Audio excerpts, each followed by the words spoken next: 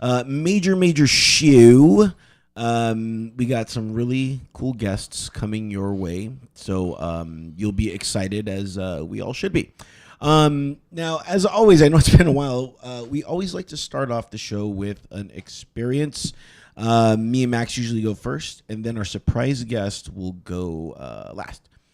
Should we say who our surprise guest is, or should just keep it as a surprise? Well, it's not a surprise if you tell them right off the bat. That's true. Okay, maybe keep it as it's Arrow. It's Arrow. It's Arrow is our surprise guest. Exactly. No, we actually have human beings on this guest.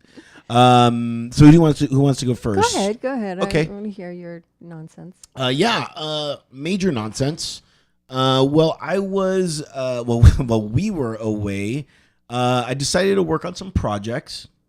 One of them being just cleaning out all the shows that we've done and all of the shows I've done, transferring them, cleaning out my computer. Well, I was doing this during this time. As you know, I'm a photographer. Mm-hmm. A good one, too. Yeah. I got another nod to do a wedding. So I'm never the main photographer. I'm always the secondary photographer. And I always come like I'm always referred. And one of my favorite, one of my favorite things is when I meet with the client, they're just like, we've seen your work, we know what you do, we're not going to tell you what to do. We just want you to show up and just shoot whatever you want, free range. And those are my favorite types of photos. So on the process of doing this wedding and then cleaning out all the storage space, I found all the work that I've done in my photography portfolio. And it's funny because as I was looking at these photos, from a photographer's perspective, I was thinking, is a photo if it's just digital? And so I started printing some photos out because I was like, you know what, to me, digital, you can't touch it, you can't taste it. Mm-hmm. And so I started printing out some of my work. And how did you print it out? Did you do it yourself? No. I'm not. See, that's no fun. Well, you gotta get in, right into the little trays in the dark room. Yeah, I would love. You'd probably lock yourself in. No. I went to the local CVS and I was just like, I need this printed out immediately. A dime. Well, they have that thing comes on every time I'm listening to Pandora. There'll be an ad that says, we'll print all of your pictures for free. Just a small shipping charge of $392. Right, that's it. So I started doing that, and then I put together my web portfolio of all the things that I've done. And it's weird because as I'm looking through everything that I've done, I'm like, oh my God, I'm so eclectic. I've done so much. Yeah. I've done tons of landscapes. I've done over I want to say 30 different types of landscapes. I've done candids, obviously, weddings and stuff like that, and just weird stuff. And in my band photography, that's where I was just like, wow, I forgot how many bands I've got to shoot in my entire right now. So it just got me a little bit more fueled and excited to go out and shoot more. And so I was just doing those little bits of projects, and regained my fuel again for shooting. Although I've always had that passion. It's just when I stop shooting and I do other things, I kind of neglect that passion. But then when I go out and I shoot again, it just reminds me. And then when I show other people and they say the same thing, they're like, "You're a really good photographer." I'm like, "Well, yeah." Why don't you do this all the time? Yeah, that's what they tell me. I'm trying to do this all the time. I'm trying to get paid to do this. Right. But yeah, so I did that. That was fun. By the way, we have a lot of shows that I had to transfer over to a separate We've been doing this a long time. Yeah. It took a day for all the shows and videos to transfer. I was just like, fucking Max. I'm sorry. I'm sorry we work so much. Right. So it was a good time that we did have that little break just so I can move everything and get everything in order.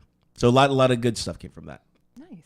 And Max, your experience? I'm always working. I work far too much. I could use a long vacation, and maybe the bags under my eyes will set back into my skull, and I won't be this frightening anymore. But I'm very grateful every day when I wake up.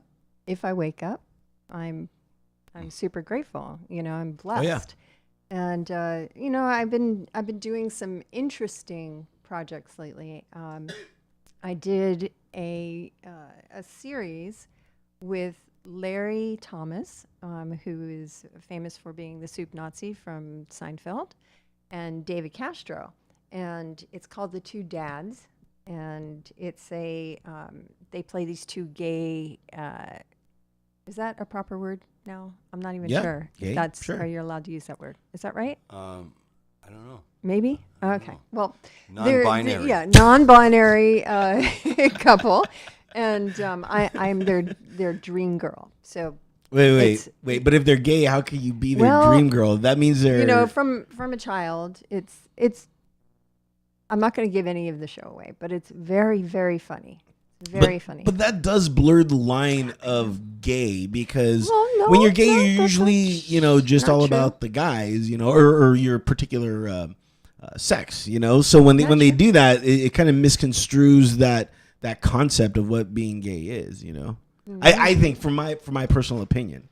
But gay guys always have a beautiful girl that they hang around with. Yeah. It doesn't mean that part of their brain is shut off. They just are physically more attracted to their same sex. Okay. You got a problem with that? No, I mean, it just, the lines were blurring a little too much. I'm like, the LGBTQT community might be like, wait they're not going to have any problem with it. No problem with it. Not be a, accurate portrayal of what They're changing the law in California where you're gonna have that option of male, female, or non-binary. I love that. Cool. That's the way it should be. Well, obviously the majority of people feel that way.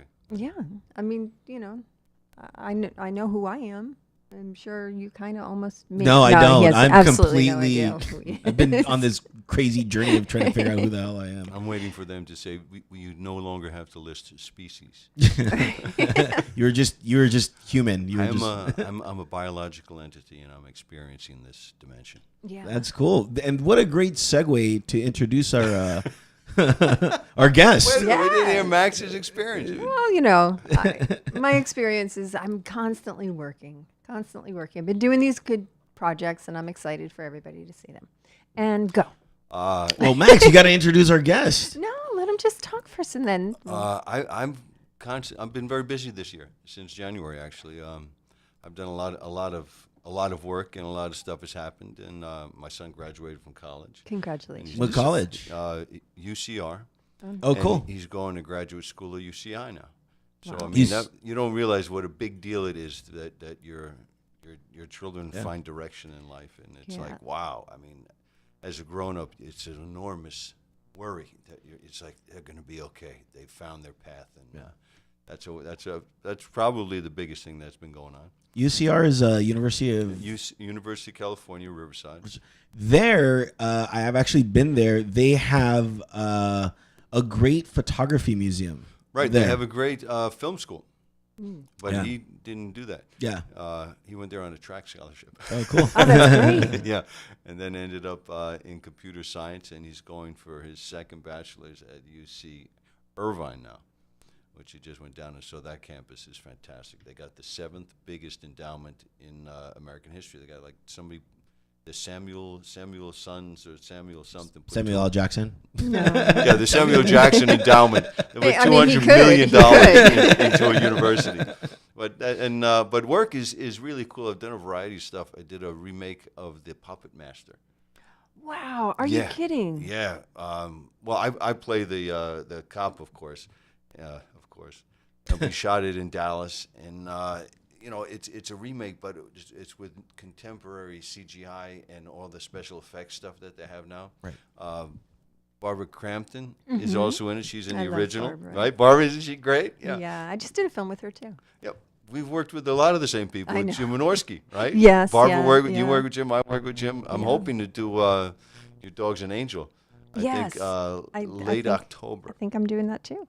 Ooh, will that be fun? Did you read the script? I have. Well, he's been telling me, as he's writing it. So it's one of Jim's best, I think. And when you think of the menu of his career, right. It's really nice. It's Little Rascals, Three Stooges kind of cute comedy. Yeah. And still a lot of very clever stuff. And I've like I said, I've been working a lot. And Hollywood is seems to be embracing me again. Right. Well, So, how could they not? well, I moved to Europe for 10 years, and when I came back, it took a long time for them to forgive me. I had this thing in my mind that, I walked away from Hollywood, offered me her hand. Mm-hmm. And I said, I've got something else to do. And when I came back, she didn't offer it so easily. Yeah. But I've got a lot of neat stuff coming out and a lot of things in development. And Hollywood is very, very good again. Right. Yeah. Hollywood is good. And you know why Hollywood is so good? Because it's Michael Paré. Michael Paré is our guest today. And unbelievable. I'm so excited. Yay! Crowd goes wild. Michael and I just did a film together called Astro, as you know very well, because Asif was here. And, Right. I've been following it extensively on the Yeah. Twitters and the Instagrams and stuff. Yeah, and we hope that everybody is going to get on board with this. It's a great cast: Gary Daniels and Louis Mandylor and Marshall Hilton, who I adore. And I just saw the, I guess the rough of it. You saw it, right? I saw it, yeah, and it's really good. It's really, really good. And I wasn't shocked. I wasn't surprised because Asif is very good at what he does, and Jacob, has an eye. The stunts are ridiculously good. Wow. Yeah. Well, they got Jacob and they got Spice. I mean, these are Right, and Billy Busey doing most of the stunts there. He's really? fantastic. I didn't have any stunts yet. Yeah, well, you don't need any. But it was cool shooting there in Roswell, right? Yeah, we were in Roswell, New Mexico, and I was there for a month. How long were you there? You were there for a month? I was there for a month. Wow. Oh. Yeah. I was only there for like a week. Yeah. Huh. Yeah, it was lonely. I bet, because it's not like, you read about Roswell, you think, oh, there's all these UFO people there, and it was pretty desolate except for the big school. There's a private military high school there. So, yeah. But what I really found interesting about Asif is he'll talk really seriously about UFOs and ancient aliens and what's that, Catel Hayok and all of these ancient civilizations that are suddenly coming to light, and he talks about it like it's absolutely true. To him, it's not a theory. How could it not be true? I don't know. I don't know. I'm one of those people that, like a lot of people, it's an interesting theory, but it doesn't impact my life immediately. So I haven't proven it to myself. I mean, I'm a believer, but I don't know.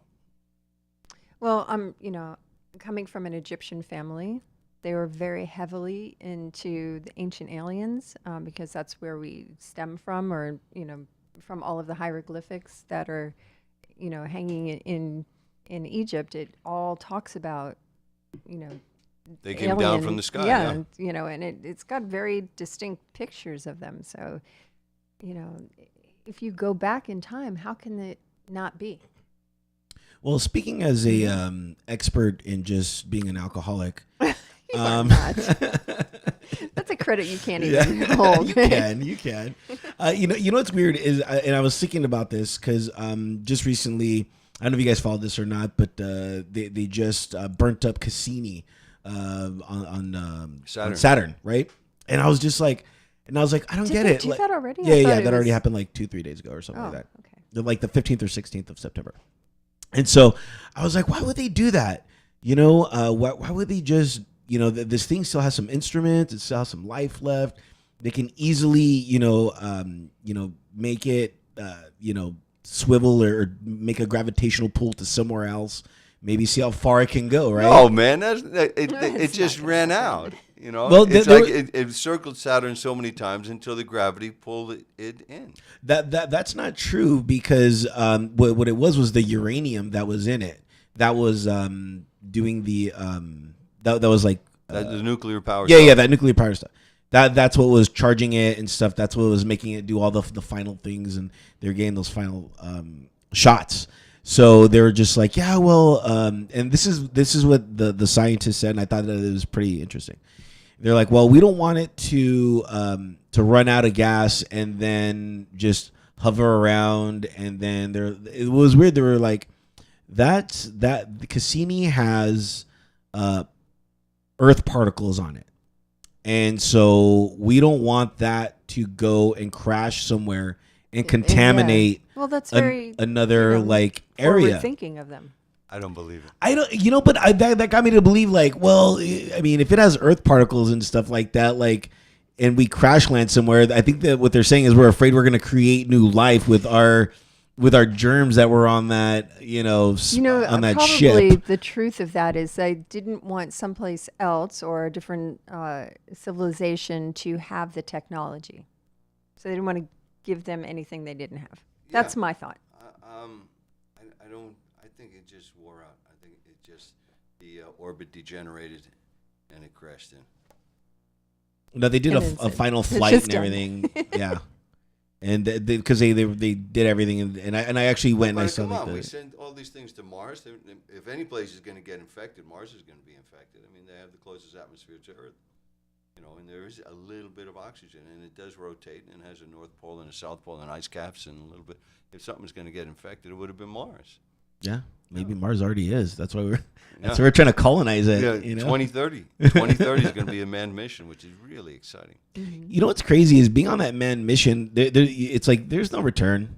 You're going there, and that's pretty much it. You're just going there to colonize and be a Martian. In Saturn, it's like I don't know. Well, I don't know. I mean, right now.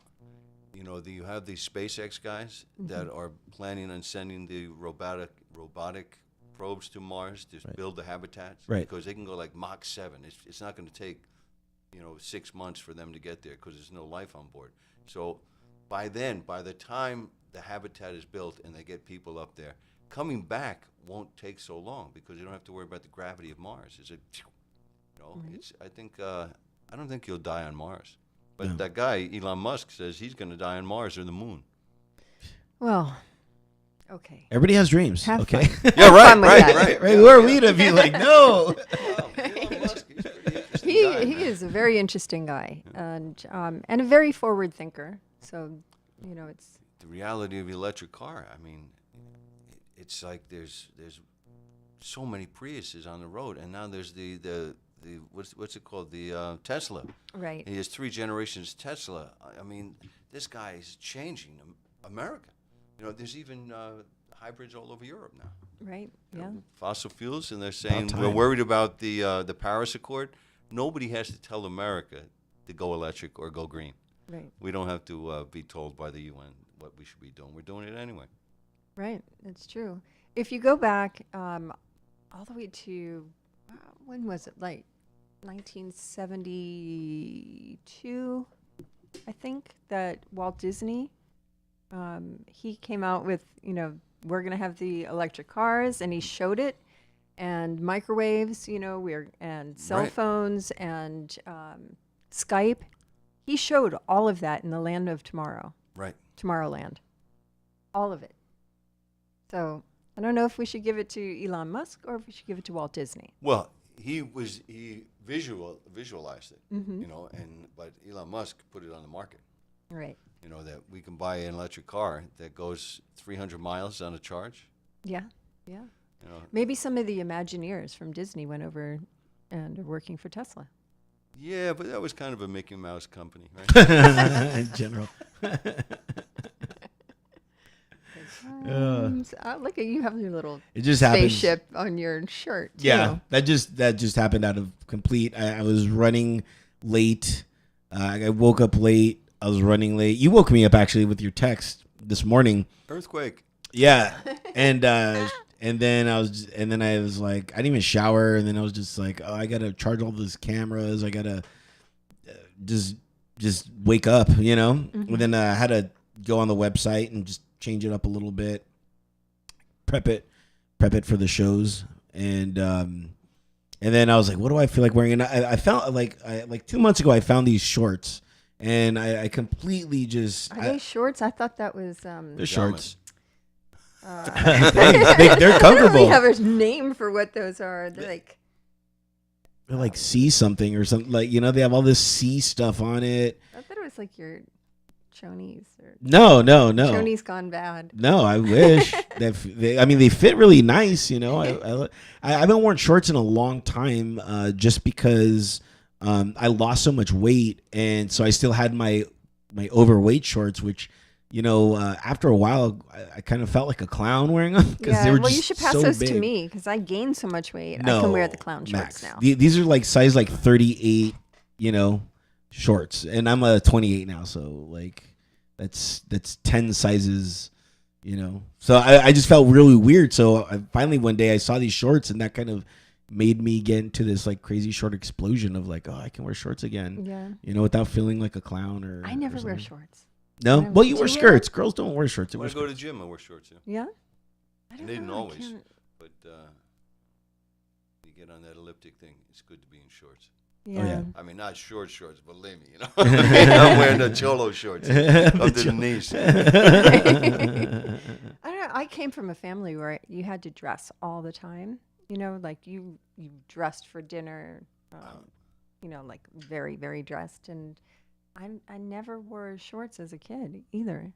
I was always in. Well, you were athletic, I bet. Yeah. But I was, if I Always was in the sweatpants. Yeah, I was in either like the warm-up tracksuit or a bathing suit.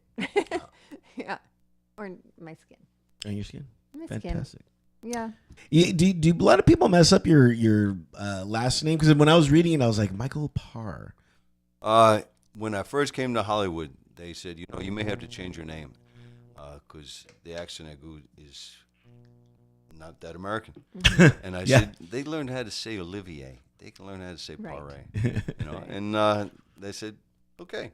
So I didn't change it. But yeah, but it's not that hard. I mean, cafe, Paré. Yeah. I mean, it's it's a pretty French simple. name. Yeah. That's why I use Max instead of Michel. Because it It's, would be, is there's it Michael an- or is it Mitchie? Yeah, it's Michelle. Mitchie. It's not Michelle. I think I'm gonna start calling her Mitchie. Michelle, like the Beatles song. Come on, the Beatles did it. Yeah, but- Michelle, right? But that's even wrong because it's Michel. Michelle. Oh, well, M-I-C-H-E. Paul McCartney, he wrote love songs. What does he know about He pronunciation? doesn't Right. know anything. He'll What never does he make know? it. He just A played. Beatle. I mean, it's a bug. Come on. He just played the other night here, and Really? yeah, and of course, sold out show like he always does. But my friend Paris Jackson, who was Michael Jackson's daughter, went, and she was filming, and I thought, how odd for Paris to be there when That Michael. doesn't sound odd. Well, Ebony and Ivory, right? Yeah, but there was a big falling out between them. And the girl is mine. A big, huge falling out. Really? Because Oh, yeah. Michael bought all of the. All the Beatles stuff. Yeah, and he Paul was Paul upset. was not happy. Do you know the story about that? I kind of He was they were shooting, I believe, that girl is mine, and they were on the set, and then Michael was asking Paul, he's like, hey, so like, what should I do? Like they were just talking like shop investments, and Paul was like, oh yeah, he's like, I'm buying up catalogs of music, from other people, other artists. He's like, oh, you can do that. And he's like, yeah. He's like, maybe one day I'll buy yours. And they both laughed, and then cut to the chase. Yeah, He Michael started, he doesn't fool, man. He's like, I'm doing it. yeah, that was funny. Yeah, I miss Michael. That's sad. I don't. Don't say that in this house. I'm just saying that. Danny will come from the That's fine. rafters and That's fine. stab you. But you know what? From a business point of view, that man just spent all of his money. Now he's finally making money. That man would buy like 2 Eiffel Who are you Towers. talking about? Michael Jackson. Spent all his crazy. money? Oh yeah. Oh yeah. That is so not true. He was spending No, money he- like crazy. he He, was would a go buy spender, like but 13 like You're listening to. he was overindulging.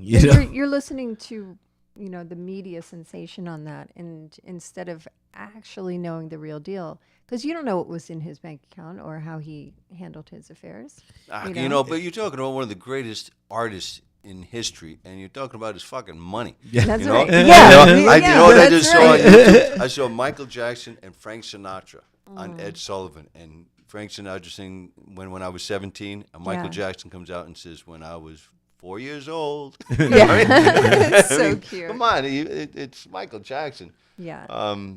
Some artists are just beyond scrutiny, but what they give us is, it's a treasure. It's a treasure of humanity. Forever and ever. Yeah. He left us at the perfect time. You know what I mean? No, he didn't. I think He so. should still Some be artists here. are like we should that. still be having conversations and. Well, we'll never know. Just like I always give this thing about Buddy Holly. Buddy Holly, he left at the right time too, because he was about to do some very experimental music. He was gonna really start pushing the boundaries, and I don't know if people were really gonna accept that. So that's what people accept. You know what? It's really weird during that time. What Buddy Holly was about to do. So, and that's why he'll always be like on the top. Some people. They do too much, like some albums that they put out are just, they're not good. You know what? I think that the public has too much say-so in what we do as artists. Like, a couple of years ago, I did this movie, House of Manson, where I play Rosemary LaBianca. And I had a swarm of, fans write and say, what are you doing? Why are you doing this part? How are you going to play something so brutal? And, that's not how we see you.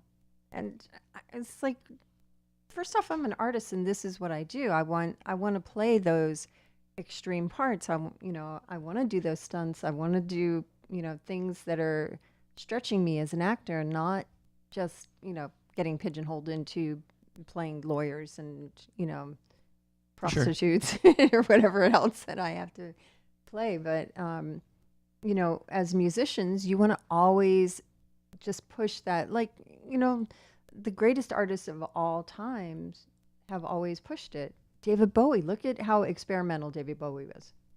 Well, I think there is, to be in the business, you have to do some certain commercial work, but not everything is for public consumption.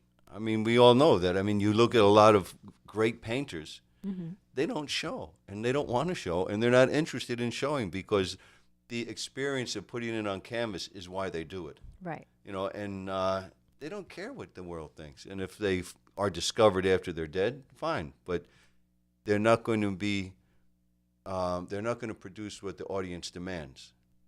However, being in show business, being an actor, we've got to do stuff that sells. Otherwise, we might as well be working in, experimental theater in, somewhere in northern Canada. Right.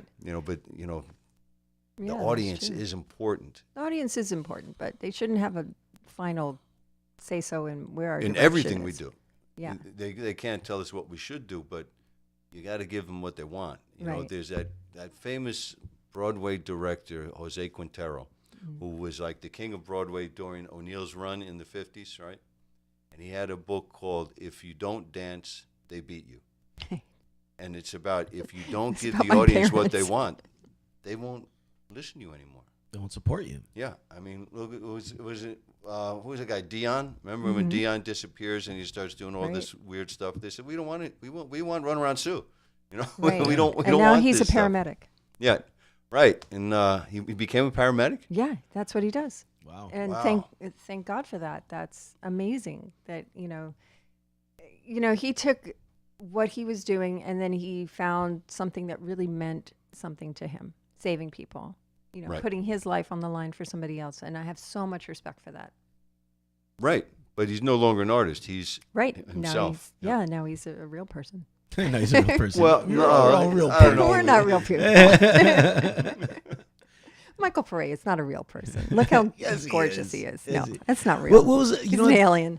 Michael? This may sound like a weird, abstract thing, but what was the last real thing that you did?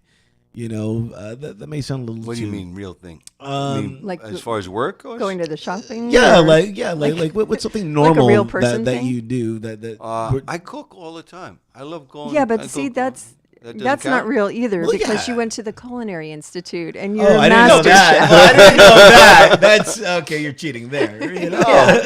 That's not a real person thing. I'm in show business. When I'm not working, I'm studying. I go to the actor's studio. I go to this writing class. I used to surf a lot, but I moved a little bit inland, so I have to load up the car and do all that stuff, and I haven't gotten around to doing it. But What do you mean, like hobbies, that kind of stuff? Yeah. What's a normal hobby for you? Well, like I said, I used to surf, I used to fish, I used to sail. When I became a dad, it became like, now I'm a dad. I'm working and I'm a dad. I'm trying to be super dad and turn out, be everything that every person needs in their life. Right. That unconditional support and love. So that's a big part of it. I'm not there yet. No. You have to date for that. You're not into that. Yeah. But the last real thing, I did Boy Scouts with my kid. Me and another dad, we took them camping up in the Sespe watershed. We got caught in a forest fire. Oh, holy cow! Yeah, kidding. me and another dad, Mr. Burke, and 14 kids. Wow. And That's scary. 14 kids, and in the middle of the night, we went in and we could smell the smoke, and it's like, don't worry, we're right near the stream. And in the middle of the night, there was, I stick my head out, and I realize that there's a helicopter circling, right? And I look up, and I said, okay, well, I guess we're okay. Otherwise, they would have, I'm thinking they would get in line and do this and do that. And I said, so go back in my tent, and then another helicopter circles, and I come out, and I go back in. And all of a sudden, these guys come trudging down the field and said, okay, just put on your clothes and follow us. And they lead us out to these helicopters. They had landed 2 helicopters.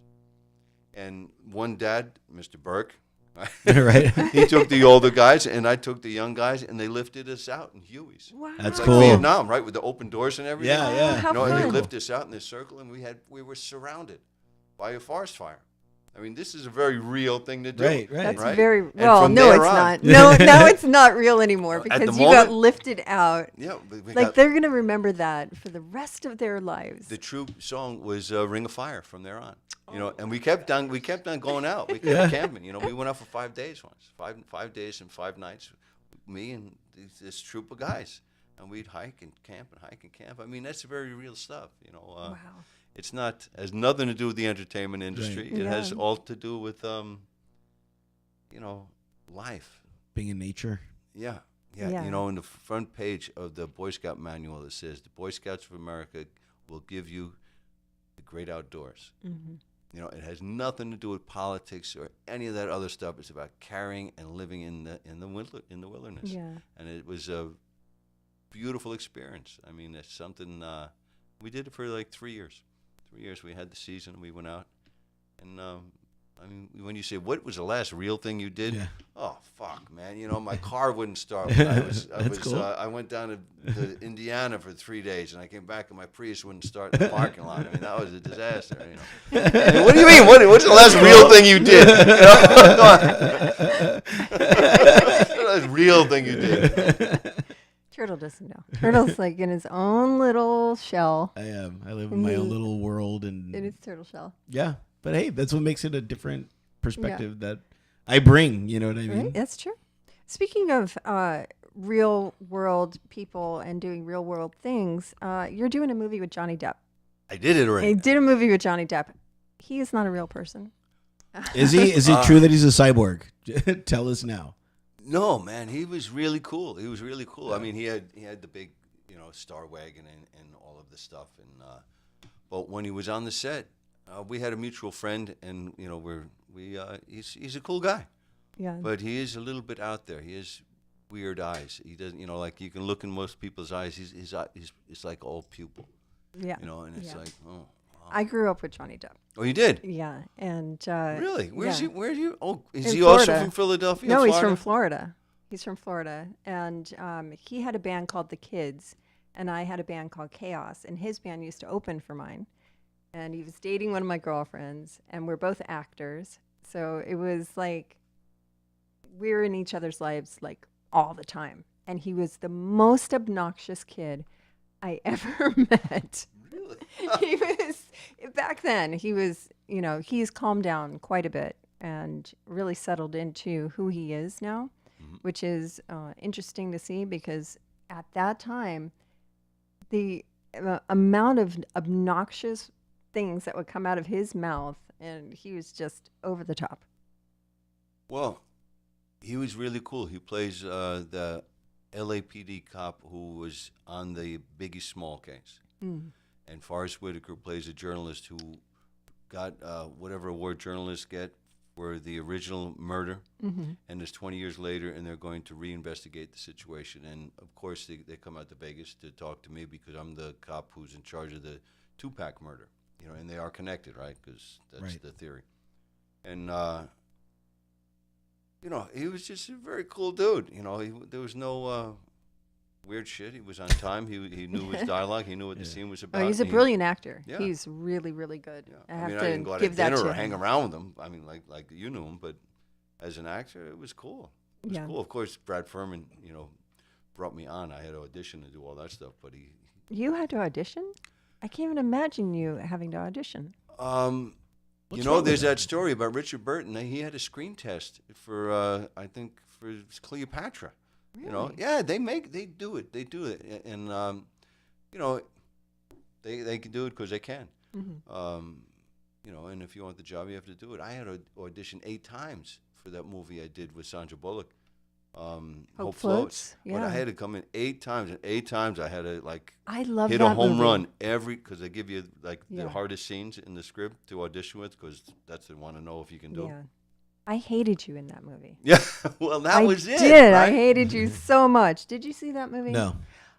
It's such a sweet movie. What's the movie about? And Harry Connick Jr., who I adore.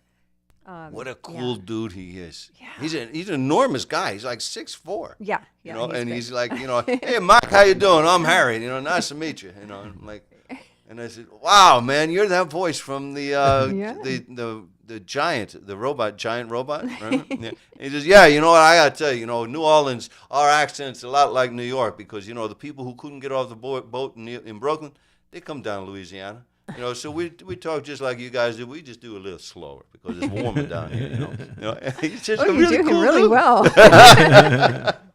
Yeah, I liked him a lot, and that was. But 8 times they make you do it. They make you do it, and I don't regret it.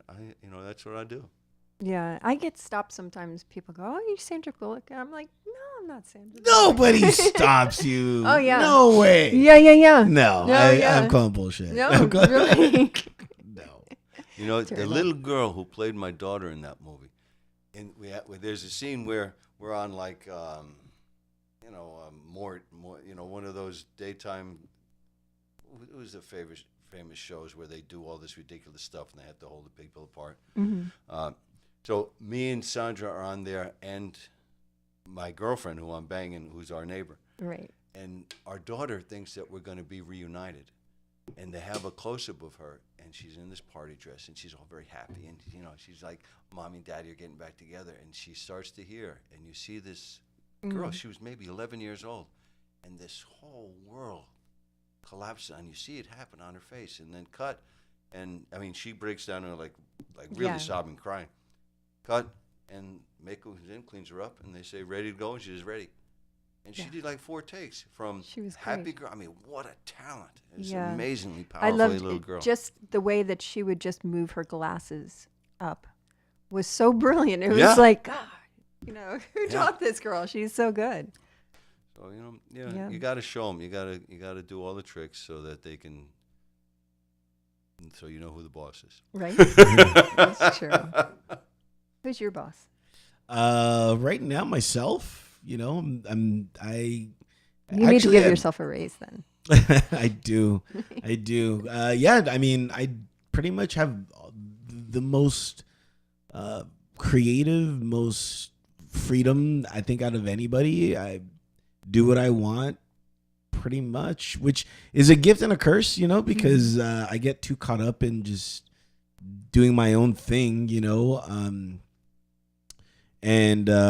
so I've been dealing with that, with just kind of not having any attachments or anything like that. Right.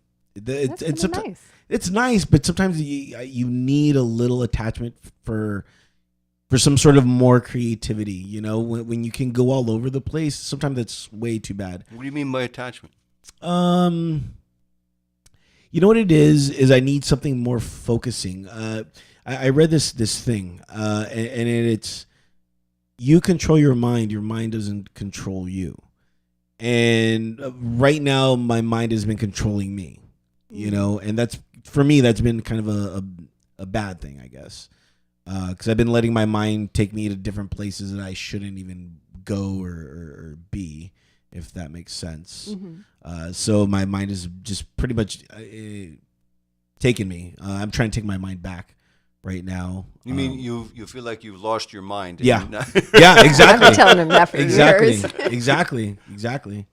Yeah, I don't know if you guys have ever experienced that. It's a little terrifying, actually, because you just don't know what your mind is capable of making you do. So I've been doing a lot of mantras. Which ones? Well, one of them is, and I got this from Joe Rogan.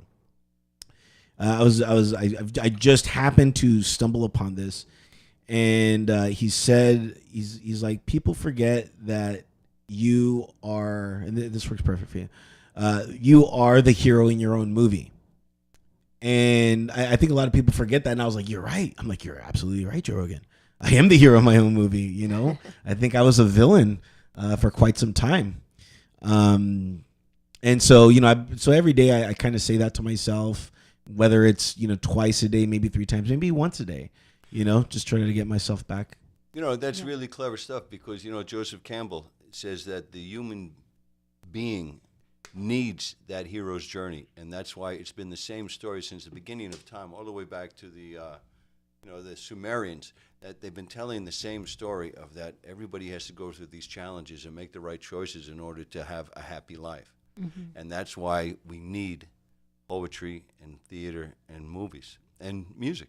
It's to let people know that there is a right and a wrong decision to be made. So that's where you are, and that's to know where you are, I think, is the most important thing. Right. Yeah. There's been so many of our friends lately who've gone on, that darker side and let it overtake them and have committed suicide. We lost, Chris Cornell and Chester Bennington, and it's like it tears your heart apart that they didn't reach out and try to get some help about that. And sometimes just having a mantra, having a Joe Rogan in your life that can give you those words. If you read my posts every day, I try to write something kind of inspirational. It's just what I wake up with in my head in the morning, and I just write it down. Or sometimes it's 2-3 o'clock in the morning, and I just, put my float free kind of saying with everything. I love that. That float free is to be unencumbered by your mind and your emotions, and to be more aware of your spiritual essence. Yeah, that actually came from when I was a kid. I came from a very large family. How many? Well, there's 5 kids in my, brothers and sisters, my family. And then my mom had 6 brothers and sisters, so they all had many. And we would all go to the beach. My Egyptian grandmother had this theory that if we all went to the beach and we formed a line, and you put your arms out and you linked your arms and your feet together, and you made this giant chain, that if one person felt heavy and was falling under, that if they lifted their chest to the heavens, to God, that you would remain light and you would float free, and therefore the rest of the chain would hold you up and nobody would suffer. So if you're light and you think light and you lift up, then everybody will be safe. Wow. Now, you say she's Egyptian. Is it from the mystery schools? Well, maybe. No, I know. I just know because there's the ancient Egyptian religion before before that whole North Africa was converted to Islam. They had a very well documented theory of where we all came from and the purpose of life. And when that invasion happened, they went to Sub-Sahara, and that's why that whole the Dogalani tribe and all those other guys suddenly became aware of astronomy and astrology, and so I'm just wondering, because Yeah. That Egyptian stuff is really fascinating. Really, It's really totally fascinating. fascinating. Yeah. She was an interesting person altogether because she was brought up in a convent. Because Oh, she so she's a Coptic Christian then? No, she was a Sephardic Jew, Mhm. and her family was very wealthy, and attempts on her life were, just Constant. Yeah, they tried to kidnap her, so they hid her in this convent In Egypt. in Egypt, and which is totally bizarre. To me, that was bizarre. But I guess she learned a lot from that, and and all of her other bizarre experiences. Wow. Yeah. She's Yeah, that's fascinating. the Middle East is so amazing, but Turkey is really amazing also. But Turkey's when you scary. see no, I don't mean politically. I mean the archaeological stuff that's going on in Turkey now. They kind of, it's like undisputed that there was an advanced civilization before the last ice age. Because there's a theory that the pyramids were built before the last ice age, and the Sphinx has water damage, and it's like, oh no, it's impossible. But here's this place in Hayuk in Yeah. Turkey, where they dug up. They said it's at least 11,000 years old. That's 4,000 years older than they used to say the pyramids were. Right. And that's, amazing stuff. So Egypt obviously is much older, much older than anybody's willing to admit. And, that implies a lot. It does. It Yeah. means that we're always wrong. We Well- are always wrong. We don't know anything. No, That's what no, it is. it's all theory. It's all theoretical is. stuff. That's what But it you is. are big on meditation and metaphysics, right? I am. And we have a couple of mutual friends that also, have lifted out of their body and astral projected and stuff like that. Now Yes. that is something that is really worth exploring, because there's a few movies written about that stuff. Mm-hmm. And there's that guy that they had who got shot in the head in Vietnam, and then they tried to get him to be a remote viewer for the government, and Right. and then there's Robert Monroe, and he has his institute, and imagine if you really did lift out on a regular basis of your own volition when you wanted, there would be no question about, Lucid dreaming. yeah, that like the Australians, those Aborigines believe that what they're experiencing, what we call dreams, are actual reality. Right. And this 3D world is the dream. This is dream time. Right. Yeah. Vibrationally, we're vibrating on a different level, and that takes you into a whole nother realm. Yeah, and it's so dangerous to talk about it because people think, oh, yeah, they're just on a drug trip. No, I don't do any drugs. I don't drink. I don't do any of that stuff. No, So, neither do I. but I do. but I smoke pot. I drink. I know, right? You But do. pot He's isn't a drinking drug. now. No, Yeah. it's you prescribed it now, Yeah, right? It's I need medicine. it. I need my fucking medicine. it. That's what right. they used to say about speed. I need my medicine. I'm getting tired. Yeah. Oh, I agree. That's why I love the Dalai Lama. He says, my religion is be kind. Yes. And that's what I say, either on my Twitter account or on my Facebook thing, is be kind to all. Right. And that's it. And if you do that, it's pretty hard to, people can call you an unkind person, but you're not. If you just be kind to the people that you can actually touch. I don't know what the fuck is happening over in Jakarta right now. Mm-hmm. And I can't worry about that, but I can deal with the people that I do encounter on a daily basis. I mean, the strangers that I bump into, Sure. if I'm just kind to them, I'm okay Yeah. with myself. But you can be kind to the universe, and the way you do that is by chanting. Right. For me, I chant. Which one do you do? You do a Namyo bunch? Renge Kyo. Namyo Renge Kyo. Yeah. That's That's Buddhist SGI. right, but there's Om Namah Shivaya is Hindu, and Namyo. There's the other one, Om Mani Padme Hum. Yeah. That's the lotus within you, right? Right. All of those are great things if you know what it means. I Right, mean, you got to yeah. know what you're saying. But Yeah. then some Namyo people Renge think, Kyo is the Lotus Sutra, and it's full of peace. right? That's the one that you that's what it posted. is. That without the mud there can't be a lotus, right? Right. Yeah, that's actually where I started thinking, wow, Max is deep. Because I only met you for a few days in New Yeah. Mexico. That's where I started really reading the stuff that you were posting. Yeah, that's my brothers are often saying how deep I've gone. You're in deep, Max. You're so deep. You're in deep. You're in deep shit. Yeah. Yeah. Are we? We're on. Yeah. Oh, Yeah. we're We're recording. All that on. time. Oh, Oh, yeah. my Oh, goodness. goodness. Peace, dude. Yeah, man. Exactly. Be a flower. What we were talking about is I was going to explain Be a to flower. Michael my experience, another experience. This is a life experience that happened to me. As many of our listeners know, I struggle with a couple of health ailments throughout my life. I've had lupus and I had cancer. And I was being operated on some years back. And, when you're in an operating room, they have your arms stretched out and you're naked, of course. That doesn't sound like an operating room with your arms. No. That's how they do it. Really? They strap down your arms and they put the IVs in. Holy cow. And yeah, you're like this so that your arms don't flail and hit somebody or, disrupt you. So I'm like this. And I remember I was very, very cold. I was very cold. I was freezing cold. And then I wasn't. I wasn't cold anymore. And my body started lifting.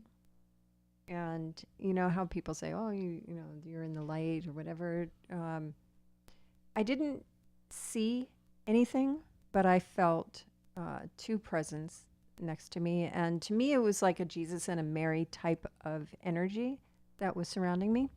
And said, and this feeling that I had was as if you were out running in the snow, which I've never done, but if you were out running in the snow and then somebody threw a blanket that just came out of the dryer, just so filled with love. That's what I felt. I felt unconditional love and support. And I could see everything that was happening in the operating room. Everything. I could see them working on me. I could see them pronouncing me dead. I could see them moving my body to another facility. That's how long I was gone.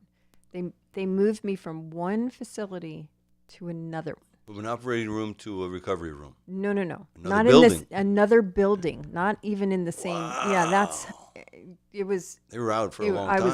I was gone. I was gone.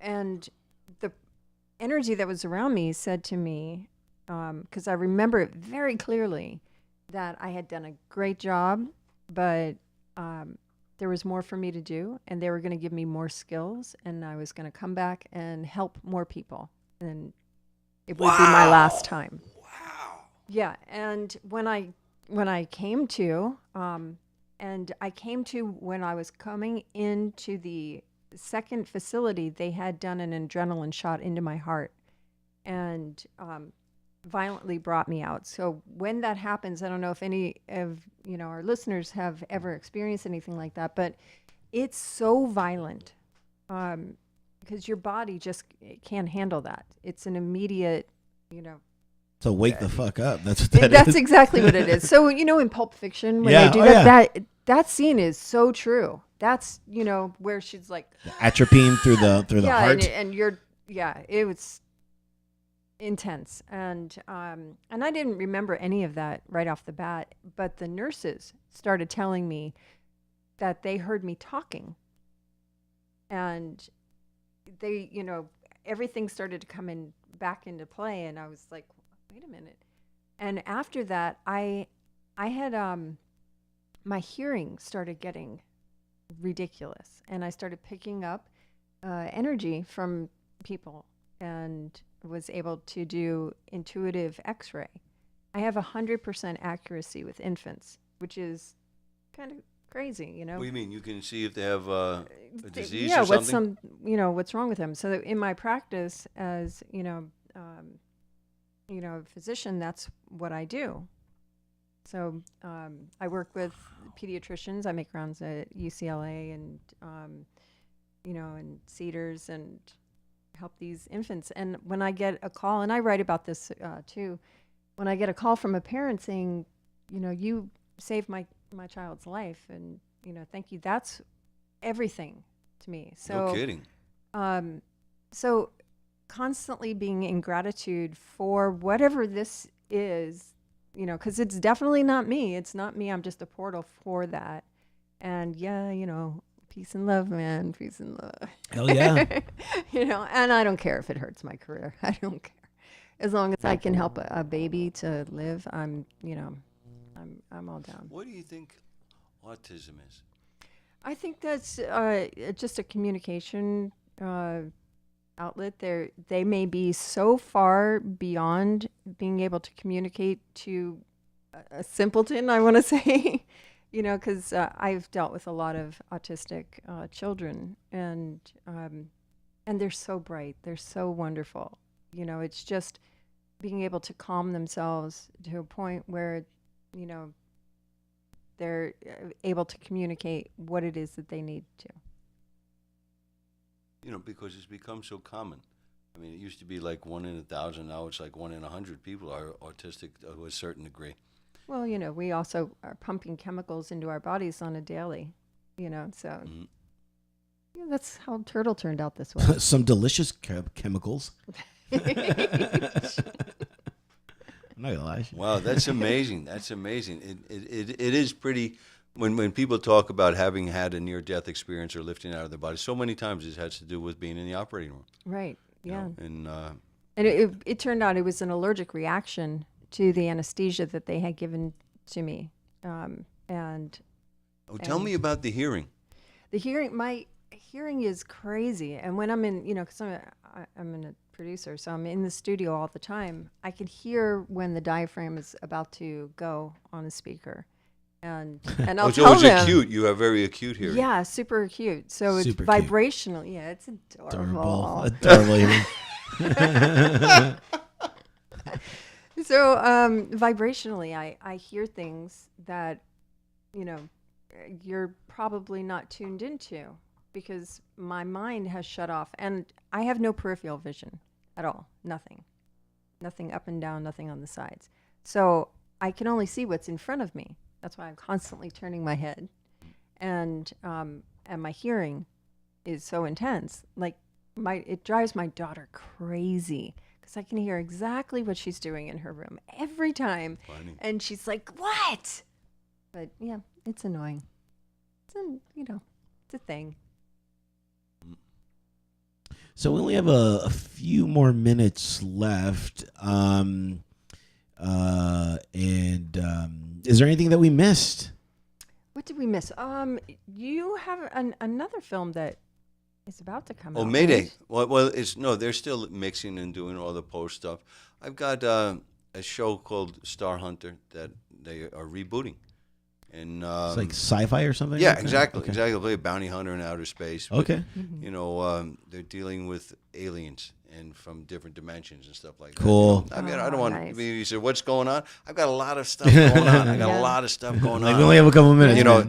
know who John Faraday is? Sure. All right, John wants to do Eddie and the Cruisers as a series. Yes. And he has Oh, he has my the network, he goodness. has the money. He's just fighting with the French guys over the rights, and we're gonna go. I want to be in that. I'm Hey. putting in my pitch right now. I will even audition. Faraday is me and a buddy of mine. You might know him, Robbie Mangiardi. We wrote it as a movie, and John took it and read it, and he loves it. And then after about 4 or 5 months, he says, I got some guys that want to do this as a series. Oh, that would be amazing. It is a very cool situation. And there's a couple other things that I don't want to put the Nikas on, but the Star Hunter is going to be on the air soon, and Eddie and the Cruisers would be really, really cool. That would because it's about American rock and roll. Yeah. And it would be fun. Yeah. Oh man, I love that. Yeah, that'd be totally cool. And not only that, but just all the cars.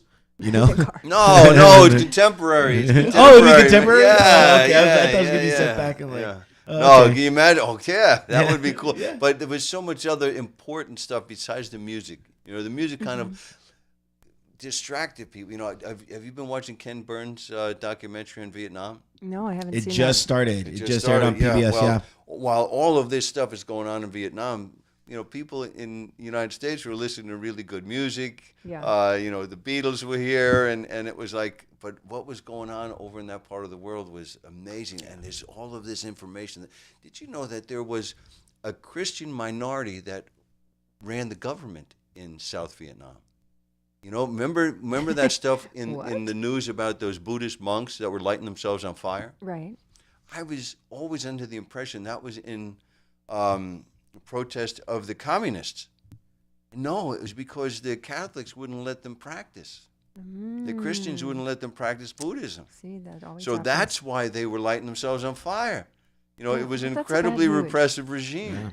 And it's like, you don't need whoa. to light yourself on fire. Well, People, but they were Don't doing it. light yourself on fire. It was and it's like really. So if you go to the '60s, the music is cool, but there was so much really big stuff going on. The world was changing dramatically. From the time Muhammad Ali says, "I'm not going over there." It's like, whoa. And then the civil rights over here and Martin Luther King. It's like, wow. It's now is cool. Now is a good time for rock and roll. Yeah, Is we now a need more rock and roll. Do you know what's happening? Speaking of rock and roll, I've got bands on the road. Okay. Yeah. It's now that time for Max to take over for 5 minutes about all the bands that are on the road. I'm only giving you 2, Max. Well, you manage rock and roll band? I do. I produce. I'm a musician myself. Wow. Yeah. I do things and stuff. I notice. I have to keep busy. Renaissance woman. Busy. Well, Anyway. Anyway, so who's out right now? I have no idea. Well, first That's off, why you're here, to let me know. First and foremost, I have to say a serious thank you and shout out to. No worries, you're welcome. Not you, never you. Here Gear Pro. I love this company. They supply me with great gear that I use out on the road. Very thankful to them. And Zemitis Guitars, thank you so much for endorsing me. I love that. So Ty Fury is out on the road with Chris Young. Nick Mason is out on the road with everybody. Where Traders Fall is in the studio. Ivy Subler is doing her next record. So be ready for that. Michael Grant is out with LA Guns, and Melody Guy is about to come back to Los Angeles in January, so make sure that you buy your tickets now. Sean Barry's out there kicking butt and taking names. And who do you got out? You got some people out, right? Actually, I'm going to be doing an appearance. People fancy. actually, if you really want to meet me, I guess. Saturday, October 21st. This is the second time I teamed up with this really cool production company called Hazy Chaos. A few friends of mine, and this was the first event that I did with them last year, and it was out in Pomona, and it was the Women of Horror, and how was I not involved in this? Well, I'm really shocked. Well, you've only done one horror film, maybe two, right? Okay. I don't know, man. Turtle knows nothing. Yeah. Well, they asked me last year, and they loved me, and then from there I kept on doing more work with them. Mm-hmm. So what they do is they combine art and music and then other things. So this one is all about Women of Horror, and so they bring on some people, and this one they're gonna do art, music, and then they do a burlesque. Oh, okay. Yeah, and this one they're gonna have the Darts. They're the headliners.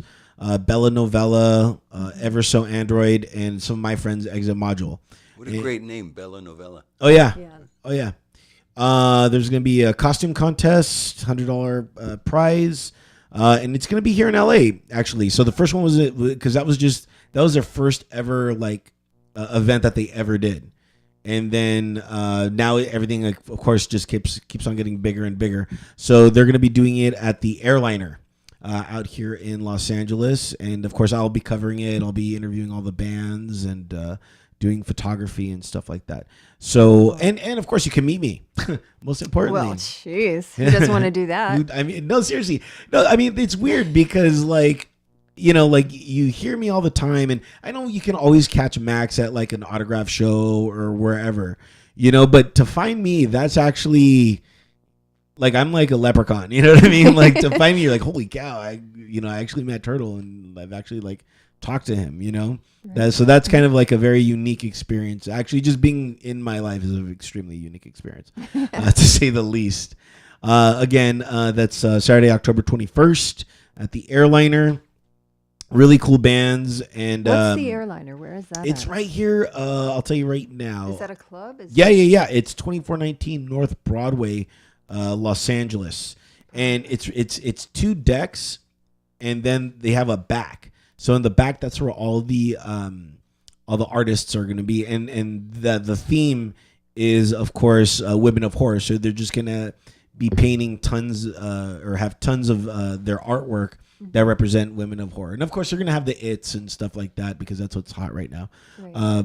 So if you want to go buy like really cool paintings and just really cool stuff. And they have one of my friends there, Cursed One. He does live caricatures.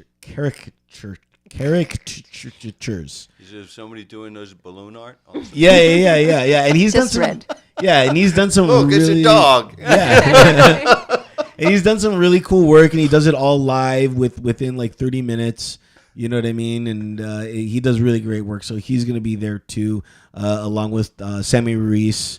He'll be there selling some of his artwork as well. So again, you know, I only do big stuff. You know what I mean? Nice. And it takes a lot for me to actually leave my hometown city just to go out and mingle amongst people and to actually meet people. So for more information, log on to entertheshell.com.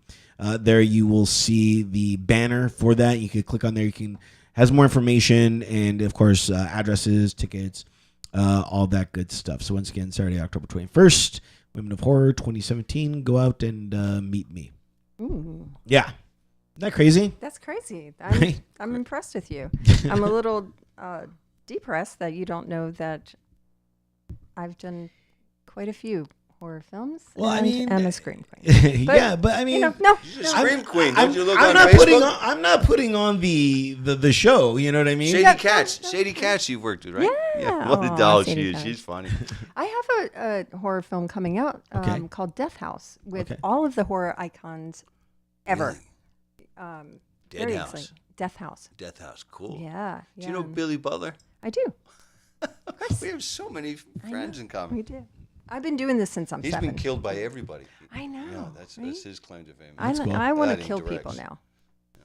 Well, just kill him with kindness, Max. Kill me. I know. He kills me. Now, where can people find you? You ain't gonna find me. You're gonna find you. I can't find you.